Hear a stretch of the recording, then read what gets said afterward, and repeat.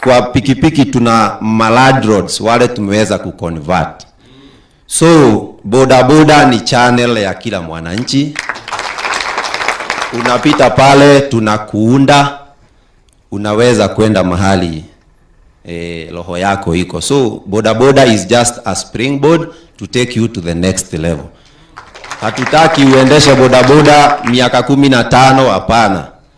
Tunataka uondoke, kwa sababu nayo youth wale wanaingia tunawaconvert, wanaweza kusonga.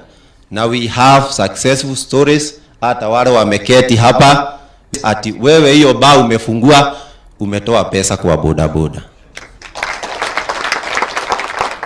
So wakati tunasema hustlers ni kuunganisha hiyo shilingi 50 inakuwa 100, unafungua biashara ingine, vile unaendelea kukua unaondokea wengine, kwa sababu tunaendeleza generation.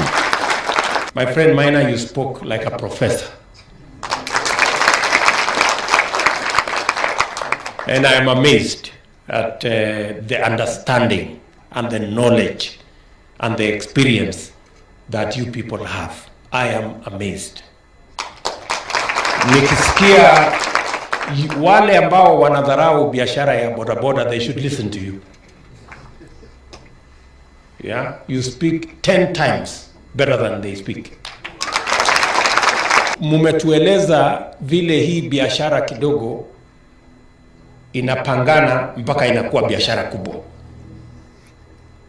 Mumesema vile pale chini mtu wa bodaboda anaanza akipata pesa, aanzi na kuspend, anaanza na kusave.